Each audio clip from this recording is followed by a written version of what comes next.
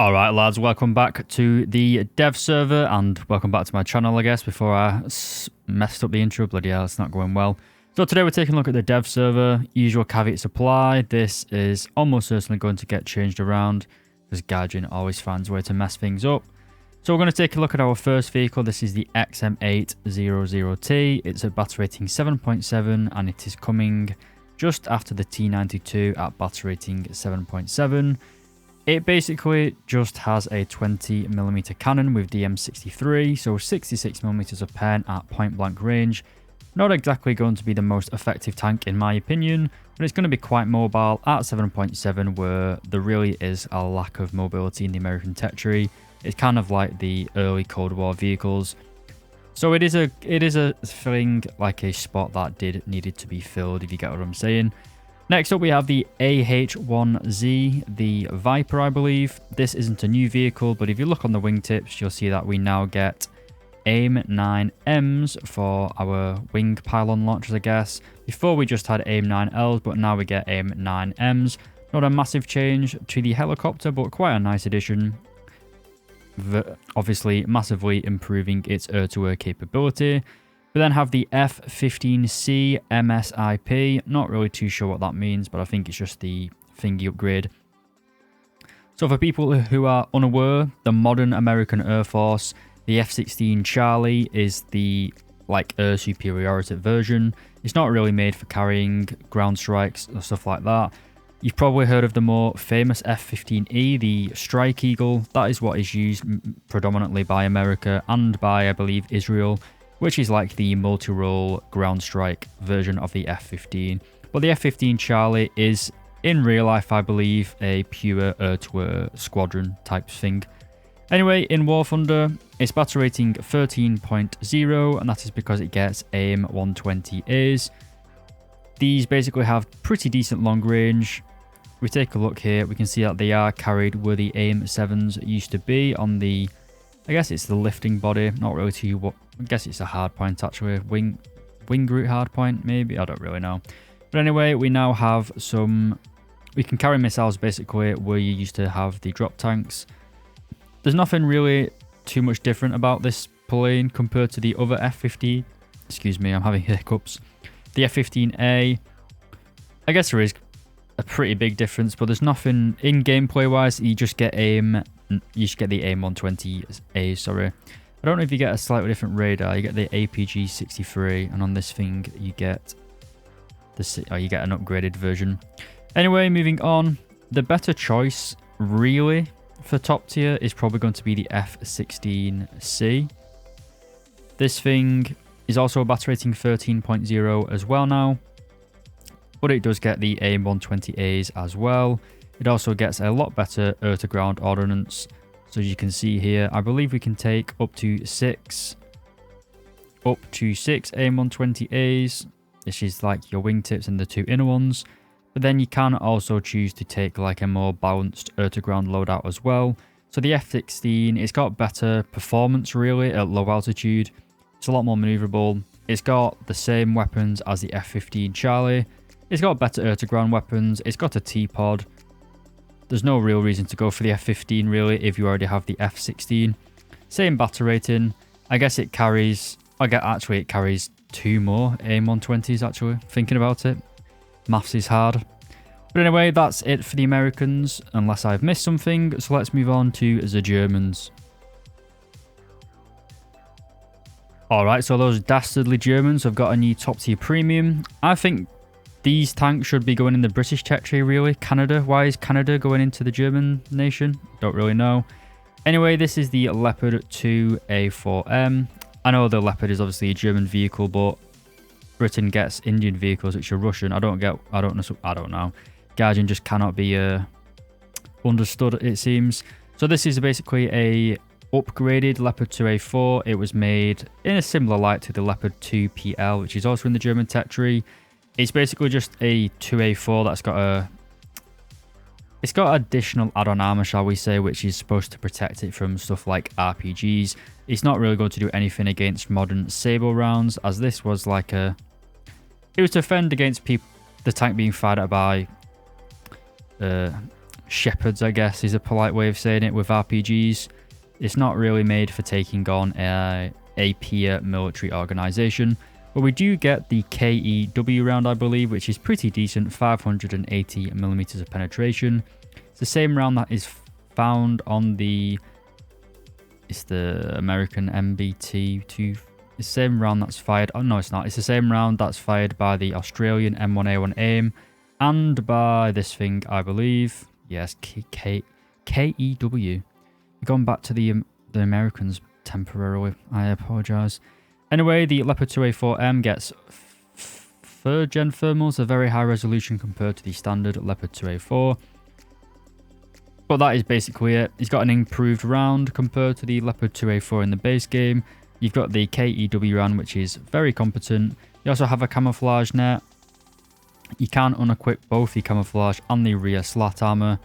This thing saves 1.5 tons of a weight, and it doesn't really do anything in my opinion.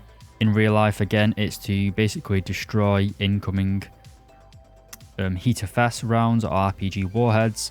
It's not meant to detonate them, it's meant to just... The fuse of the round is supposed to go in between these metal and basically just crush the fuse. It's not actually there to detonate it away from the armor. That's a misconception. Anyway, I'm being autistic again.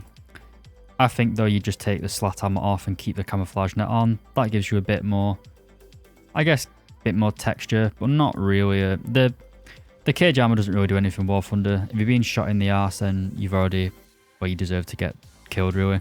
Then come on to the Burnau. This is in the coastal territory. It's one of the weaker vehicles being added by far. It's coming after the Christian de Grosse, I believe that's how you pronounce it. That thing is a double S in English, I believe. Grosse. Christian de Grosse. I don't know. I'm not German. And neither do I want to be. Anyway, this thing has 3 25mm turrets. So very, very lightly armed in my opinion. Now you do have quite a fair bit of crew members, and they're going to be located quite... Well, they're going to be dispersed among... They're going to be dispersed among the vessels, shall we say.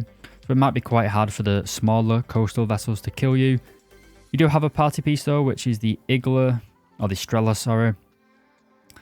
Now, is this going to be useful? I don't really know, because I'm not sure whether it is all aspect or just rear aspect only. The first Strelas weren't particularly effective, if I remember correctly. And again, at battle rating 3.3, most of the points are going to be props, which aren't going to be giving off the highest heat signature anyway. So maybe at incredibly close range they're going to be useful, but it's largely just a gimmick in my opinion. We then move on to the F4F KWS LV. I'm not sure if this is the ice upgrade. I think it is though. Anyway, this thing is going to be the most dead on arrival thing you could ever possibly imagine. It's an F4F which gets AIM-120 AMRAAMs basically, which doesn't really make up for the lack of the performance in the airframe. It can be said it's pretty decent multi-role fighter. You can take 4 AMRAAMs, 4 AIM, that's another thing as well, sorry, you do not get the more modern AIM-9M, you only get the AIM-9L, which is still pretty decent, but it has no IR CCM. You also get AGM-65Bs, but you don't get any sort of T-pod, so you're going to have to get quite close to the battlefield in order to get a launch off. That is it for Germany. Let's go on to the Soviets. Coming to the top tiers of the Soviet Union, we also have the Su-27SM. This is basically a upgrade, kind of. It had more modern avionics, I believe. This thing is unique in War Thunder, as it is the only Soviet vehicle able to fire the R-77, I believe, Archer. Could be wrong on that. I'm not really too up to date with my Soviet NATO reporting names for air-to-air missiles. We also get the good old reliable R-73 though. The thing that differs between this plane and the Chinese plane that we'll look at in a couple of minutes, the J-11A, is that the Soviet Su-27 version gets access to more modern air-to-ground munitions. But this plane, just like the F4F ICE we just looked at in the German territory, it's not a cast plane, it doesn't have any sort of targeting pod. So while it does have quite substantial air-to-ground munitions like this CAB 1500 KR, you obviously don't have any sort of enhanced zoom in order to get a lock. So you are going to have to get well within enemy SPA range in order to get a lock and then to drop these bombs, or in this case missiles, the KH-29 TDs.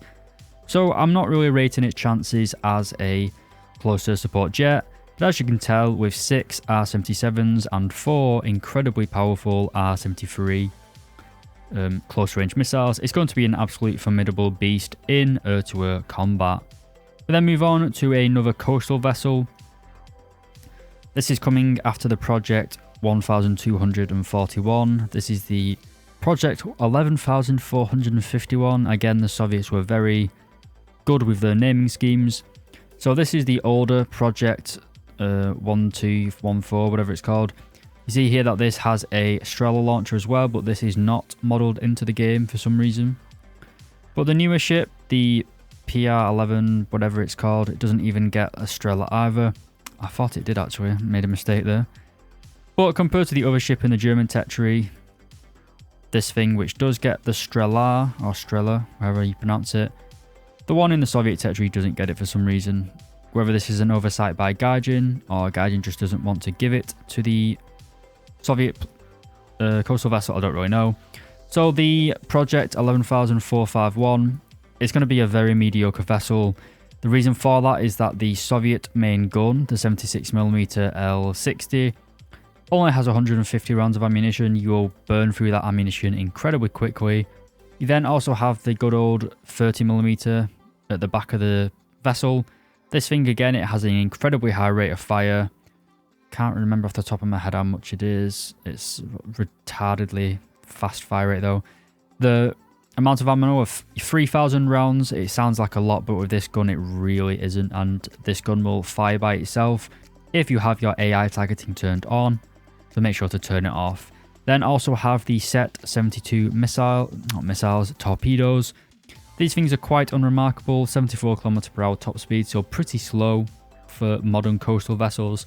The ship as well is also rather large, rather girthy, doesn't really look particularly agile. The width to breadth, or have you, I can't remember the proper naval term for it. It looks too wide really to be agile in my opinion. But anyway, let's move on to the British. So a vehicle that I'm actually looking forward to is the Desert Warrior. This is coming in at battle rating 10.0, located directly behind the Striker. This is, as you'd imagine, a Warrior hull, but it has a new type of turret and two new missiles for the British tech tree, but we already have them in several other tech trees. So we've got a 25mm gun with the M919, pretty light shell, only 0.1 kilos, so it's not really going to do that much damage, but it does have fairly high penetration, but it is going to drop off considerably at range. The missiles have a choice between two. You can have the TOW 2B and the TOW 2A. So I usually prefer the TOW 2B because you can basically annoy people behind cover, but the TOW 2A is incredibly powerful with 800mm of penetration. This thing is going to be a beast for my 10.3 British lineup. We've now got the DS, the regular Mark III, the Vickers Mark 7, and the Stormers. It's not as good as it used to be, but you've got a very formidable 10.3 lineup, and the Desert Warrior is going to make that better. The next meme, and a vehicle that I would 100% recommend not buying, is the MiG-21 Bison. This is like a modernized MiG-21 that was used, well, is still used by India, I believe. It's a very weird vehicle. It's kind of similar to the German F4F Ice, where they kind of just tried to modernize it way past its service date. It does have some formidable weapons. It's got the R-73, so very, very powerful close-range IR missiles. It does also get a helmet-mounted display, so you can fire them off bore sight. You also have the R-27T1, so you don't get the extended range version. I would personally use the thermal sight, the IR versions of the R-27s on this plane. You don't really want to be going jousting in a MiG-21. You're nowhere near as agile. You're probably better just going off to the side, coming into a fight, firing off your fire and forget missiles. But you do have the R-27Rs if you do want to use your radar. I don't know whether this thing gets an upgraded radar. I'm guessing not. And the MiG-21's radars is famously quite poor. So I would stay away from the radar guided variants. This, of course, is a premium coming in the 7th rank, I believe. 8th rank, sorry. So it's going to be stupidly expensive for a plane that is pretty much past its sell-by date now. It used to be good when it was first introduced with the MiG-21 MF and the I can't remember what it's called in the Soviet tech tree. Well, this thing's a waste of money. I have no idea why Guardian is adding this and expecting people to pay like $80 for it or something stupid. We then have the Harrier FA2. I believe this wasn't used in the Falcons. I think it's post-Falcons. I'm not really up to date on my Harrier knowledge though. So we can take AIM-9Ms, which are very nice. We can also take the AIM-120B Sidewinder. These have slightly more range compared to the AIM-120As, but nothing really notable in terms of gameplay. I will mention though that we can, if you want to take a gun, you're basically sacrificing a AIM-120. You can only really, you can't take them both, to be honest. You could take a maximum of 4, I personally might go with 3 AIM-120Bs and then 2 AIM-9Ls, but you don't have any guns, so you are going to be rather defenseless if you go into a merge or a close range fight or even ground pounding at the end of a match.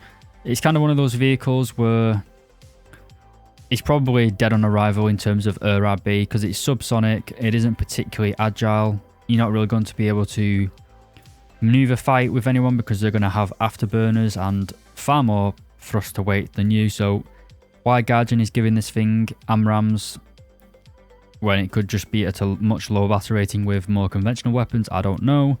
But if we knew why Guardian did half the stuff, we could write a book on human logic and probably become millionaires. A vehicle that I am looking forward to though is the F3, the Tornado. This thing was used quite extensively, I believe, in Desert Storm, just for like driving around and shooting stuff down. Not particularly effective, but it's kind of cool looking. This thing gets 4 AIM-120Bs, so the same as quite a few top tier vehicles. It also gets 4 AIM-9Ms as well, with quite a substantial amount of countermeasures. Is this thing going to be great? Probably not, but because you don't need to keep a radar track with your AIM-120 missiles, you can just take off, fly fairly high, fire off your missiles, then go back to base and kind of roleplay as an interdictor and interceptor. Nice little vehicle, probably not going to be massively effective, but I really like it. We then have the Gripen C for the British. This isn't a new vehicle, but we are getting the darters, the R darters for the British tech tree. It's going to have 40 Gs of maximum overload, so 5 Gs more compared to the AMRAM or the AIM-120Bs. Again, not new, but pretty decent missile. We then also have the Queen Mary. No idea why Guardian is adding this now. We already have like the Orions in the game, which are the battleship equivalents of the British built battleships as well as battle cruisers based similar off each other. And the Queen Marys have the same 13.5 inch guns. We already have the Marlborough, which are the more modern ships. We already have HUD. So why on earth are you adding Queen Mary, which leads directly onto HUD? This is arguably the first fast battleship in the world, was a battle cruiser, but like this is going from like an F-150 from 1950 to a modern F-150 Ford pickup truck. It's stupid. I don't really understand it. That being said, let's go on to the Japanese.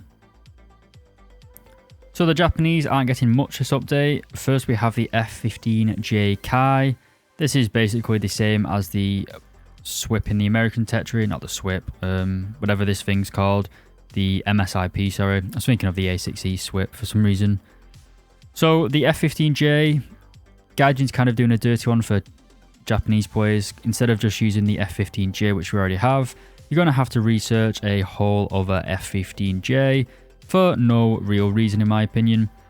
Like the American one, we get the AIM-120A. Actually, no, we don't. We get the AAM-4s. I thought we got both. We actually don't. We only get the AIM-7Ms, and then we go straight on to the AAM-4. I thought we got both, just like we got the AIM-9Ls and the AIM-9Ms. But I guess not, we just get the AAM4s. These are actually better than the AMRAAMs, I believe. They've got 40 Gs of maximum overload compared to the 35 on the American AMRAAM. We then also have the AAM3. This is similar to the American AIM-9M. Does get IRCCM, and I believe it also gets slightly better pull as well. 40 Gs compared to the American 30 Gs. So it's looking like the Japanese F-15J Kai is going to be the better of the 3 F-15Cs that we are going to see in the game in the next update. Then also have the IGN Haguro. I actually don't know anything about this ship. We already have the thingy in the game though, the not the Alba, for attacker I want to say. The Alba only gets... Am I going mad? The Alba doesn't get 3, does it? No. We already have the fur attacker, which I'm pretty sure. Or is it the same as this thing? Yeah, so they've added a tech tree version of the Mayoko, which I don't understand why. Anyway, that's it for the Japanese as far as I can see. I don't know if I missed something, but F-15J is pretty nice. The heavy cruiser isn't looking too great. Alright boys, so for the Chinese, we've got the ZSL-92. Kind of looks like a Wish version of a BTR, but this is an anti-aircraft vehicle for some reason.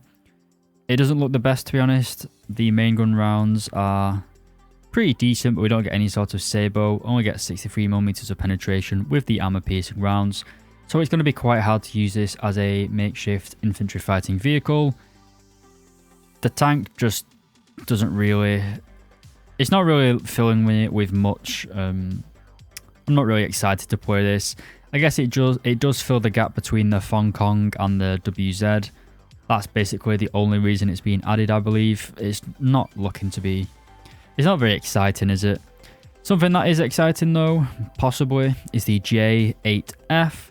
Again, not a new plane, but it is getting a slight new lease of life with the addition of the PL-12. This is similar to the AMRAAM again. It is a active radar homing missile, and we can also take 4 PL-8s as well. These are basically the Python 3s found in the Israeli tech tree, and they do not have any sort of IRCCM. So at battle rating 12.3, this is going to be quite a kick in the balls to play, in my opinion. Again, kind of like the Harrier, I don't see why Guardian have given it the PL-12, because it does force the battle rating to go up substantially, when it arguably doesn't deserve to be this high, because the airframe's pretty bad. The IR missiles are pretty bad for the battle rating. And yeah, it's not really going to be that groundbreaking.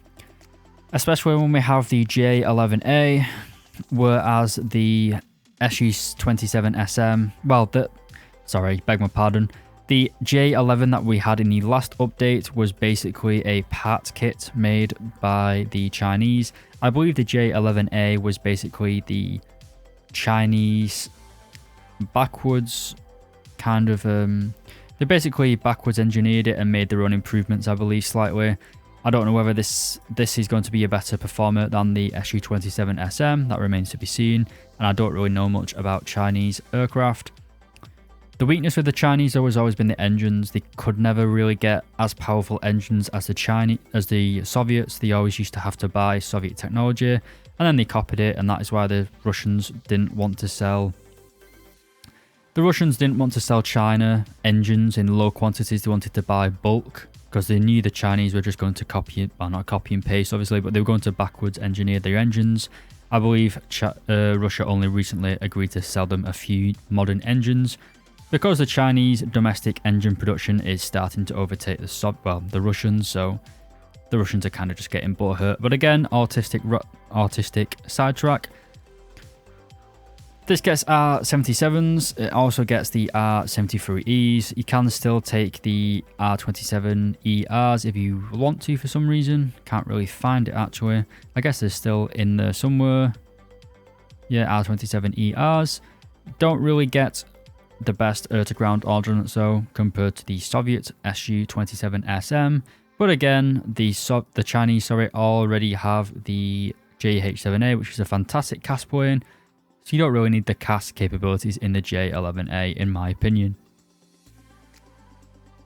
Okay, the Italians get quite a lot to play with this update.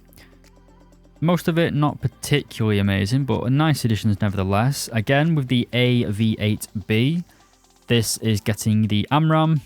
Questionable whether it's going to be that effective though. Again, like the British Sea Harrier, it's a Harrier with an AMRAAM at battle rating 12.3. So you're going to be going up against things like the Gripen C, which has basically the same missiles but a lot faster and more energy and more flares. So yeah, very fun times. Thanks, Guardian. It's going to go up in battle rating to 12.0, which doesn't really nuke its ability in ground. Well, it's going up to 12.3, but in ground battles it's 12.0. So I guess it's still useful for cast points, but again, why add the AMRAAM to a plane like this? It's just nuking its RB performance. You just can't do anything at that battle rating. It's not like you can get in early at the start of a match and go ground pounding, because everyone else is going to be afterburning and get their way before you. So again, it's just making loads of planes useless by giving them a fancy missile. Yeah, I don't really get it. Still useful in ground battles though, because you do have those fantastic AGM-65Gs with that semi-armor piercing warhead. So the Gripen C, again, not a new plane, but we are getting the AIM-120A. So very nice plane, giving the Italians a pretty decent punch at top tier. Of course, coming after the MiG-29. We then have a new premium, the AMX A1A. Not really sure, again, why Guardian is adding this. This is similar to the AMX already in the tech tree, except this thing gets a Vulcan minigun, the 20mm, whereas this thing gets two 30mm deffers in the nose, so even worse air-to-air performance, as the deffers are quite low muzzle velocity. We do get the MAA-1 Piranha. This is an all-aspect IR missile with 45 Gs of overload. It is all aspect within 3 kilometers, so pretty substantial air-to-air capabilities. But at the battle rating of 10.7, it kind of ruins the ground battle 10.3 lineup. You got the Ariete prototype, the Thresher. This thing is the Devil. You got the 2A4, the Dardos. So you have a fantastic 10.3 lineup, and Guardian now wants you to up to it to 10.7 in order to play the stupid AMX. I said when I did my AMX review many months ago that they were going to increase the battle rating and ruin that lineup, because Guardian hates fun and Guardian hates me personally and all Italian players. I grinded out the Italian tech tree and Guardian just finds a way to screw us over every single update. It's not as bad as the Italian one, but they still do the best. Anyway, another copy and paste is the Alano. This is a copy of an American LCS, I guess, Landing Craft Support, I believe it's called. Pretty decent for coastal vessels, but coastal Italy is pretty dead. It's got nothing going for it really, so why you'd want to grind out all the RP and stuff to get to it. Here, I don't really understand why. Yeah, definitely wouldn't. It's not worth grinding that. Something that is worth grinding though is the Leo 2A7 Hungary, or Hungarian. I'm guessing it's Hungarian. This is basically coming after the KF41, the Lynx. And it's basically just a Leopard 2A7. So it's going to have decent thermal images. You got the DM53 round. It's going to be the best main battle tank for the Italian, sorry. And it's not even Italian, so it's pretty big kick in the balls for Italian nationalists, I guess. But that's it for the Italian. Well, it's not actually it for the Italians. We've got quite a lot of new. No, I'm thinking the wrong thing. I'm losing my mind. Anyway, let's move on to the Frenchies.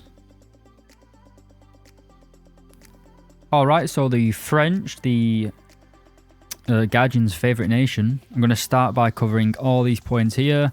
I'm not going to go into depth because they are copy and paste, and frankly, I don't really have the time or patience to get the Gladiator, the Fokker GIA or G1A, Firefly, Spitfire Mark 15, Meteor Mark 8, Hunter F6, which only gets AIM-9Bs, doesn't even get SRAM, so pretty dead, especially at battle rating 9.7, facing all aspect missile planes.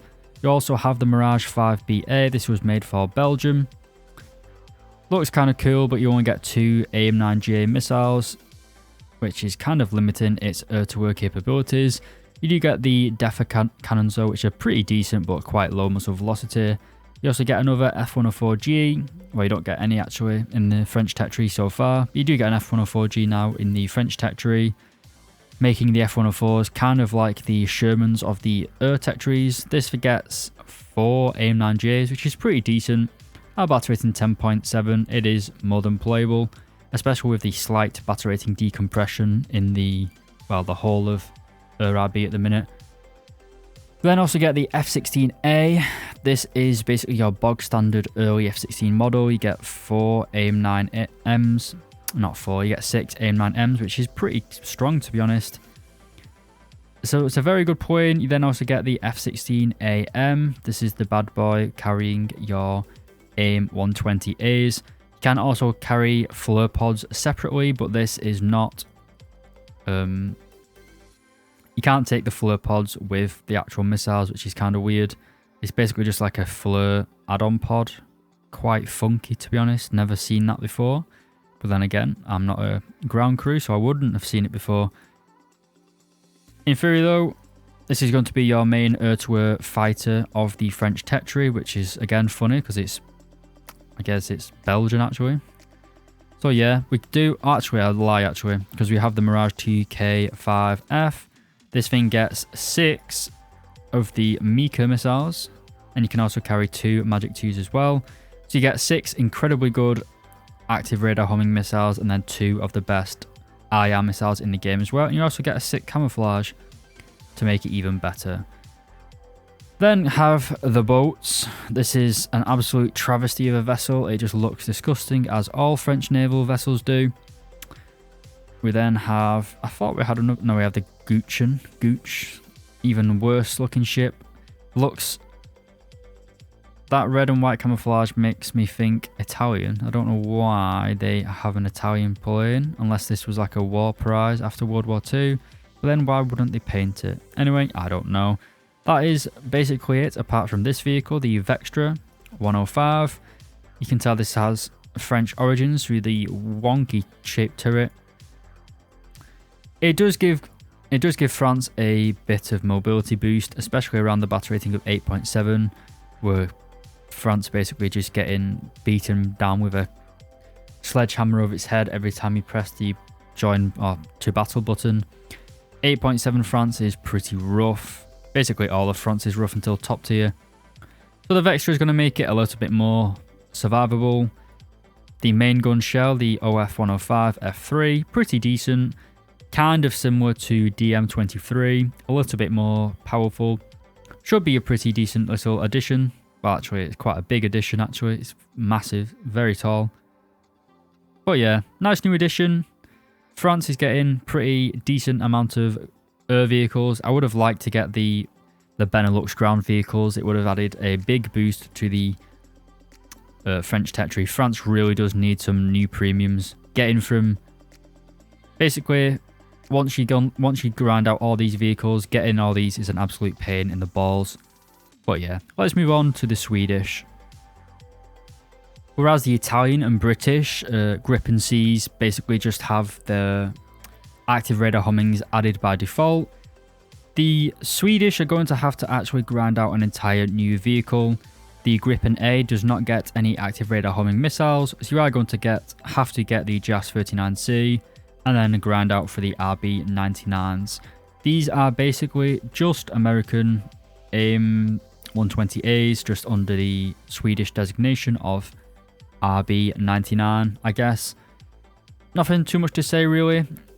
It's going to have decent performance. The AMRAM, in combination with the good airframe of the Gripen, is going to make it a pretty formidable fighter. We then also have the CV9035 Denmark. This is a premium alongside the recently added Christian 2 actually. So Sweden is getting a very formidable 10.0 lineup, especially if you have the CTCV. This is quite a funky vehicle. It doesn't get any Sabo, it just gets APDS as well as this thing, armor piercing incendiary tracer. I guess it's supposed to be modelled on the real life frangible ammunition, which kind of penetrates an armor thing and then like fragments and explodes kind of. In game at the minute, it's modelled very weirdly. It doesn't really do too much damage. It kind of just like breaks apart and doesn't penetrate. You also get a DM11 high explosive shell, but with only 11mm of pen, it's absolutely worthless. Then get DM23. This is similar to the Japanese Type 89, I believe. This thing. Basically the exact same gun, actually 35mm. I'm not sure if it is exactly the same gun, but it has similar performance, at least as far as I can tell. This, I believe, is around 9,000 Golden Eagles for some reason. I don't know why they want that price for this. I don't see it being that effective. It doesn't even have any missiles really, so I don't understand why this thing is 9.3 and this thing is 10.0.